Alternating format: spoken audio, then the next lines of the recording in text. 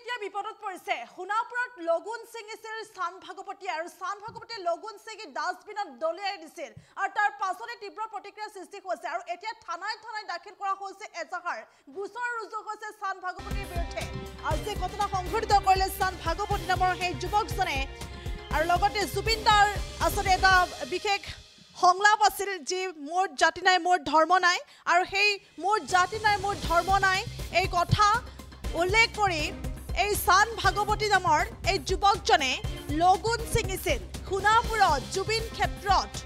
লগুন ছিঙিছিল স্থান ভাগৱতী নামৰ এই যুৱকজনে আৰু তাৰ পাছতে এতিয়া তীব্ৰ প্ৰতিক্ৰিয়াৰ সৃষ্টি হৈছে বিপদত পৰিছে এতিয়া স্থান ভাগৱতী কিয়নো স্থান ভাগৱতীয়ে লগুন ছিঙিছে আৰু সোণাপুৰত লগুন ছিঙি ধৰ্ম নিৰপেক্ষতাৰ পৰিচয় দিছে স্থান ভাগৱতীয়ে আৰু ইয়াকে লৈ তীব্ৰ প্ৰতিক্ৰিয়াৰ সৃষ্টি হৈছে কিয়নো ৰাজহুৱা স্থানতে লগুন ছিঙি ডাষ্টবিনত নিক্ষেপ কৰিছিল স্থান ভাগৱতীয়ে আৰু ইয়াৰ পাছতে তীব্ৰ প্ৰতিক্ৰিয়াৰ সৃষ্টি হৈছিল আৰু ইতিমধ্যে স্থান ভাগৱতীৰ বিৰুদ্ধে হাতীগাঁও থানাত এজাহাৰ দাখিল কৰা হৈছে গোচৰ ৰুজু কৰা হৈছে পুনৰ উল্লেখ কৰিছো যি আসলে সংঘটিত হৈ গ'ল এক ঘটনা জুবিন অনুৰাগীয়ে এতিয়া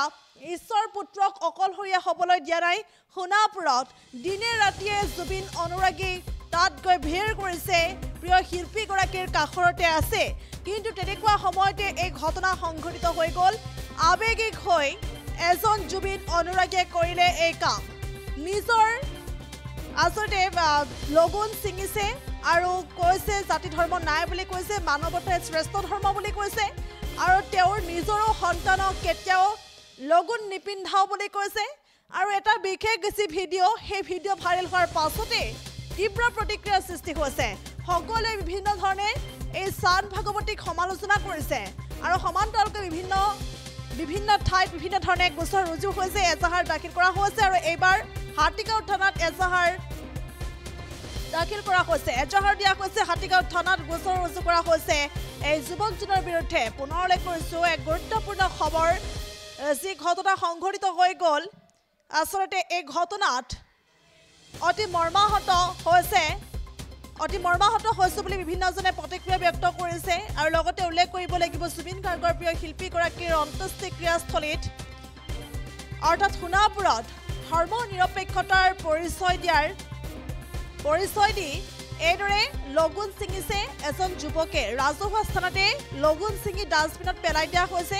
আৰু এই ঘটনাৰ পাছতে এতিয়া তীব্ৰ প্ৰতিক্ৰিয়াৰ সৃষ্টি হৈছে আৰু যুৱকজনে নিজকে স্থান ভাগৱতী বুলি পৰিচয় দিছে আৰু লগতে যুৱকজনে মানৱতাৰ কথা কৈ ছিঙি পেলাইছে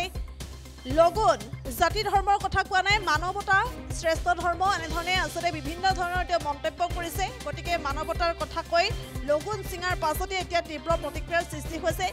থানাই এতিয়া স্থান ভাগৱতীৰ বিৰুদ্ধে গোচৰ ৰুজু হৈছে এজাহাৰ দাখিল হৈছে আৰু এইদৰে হাতীগাঁও থানাতো দাখিল কৰা হ'ল এজাহাৰ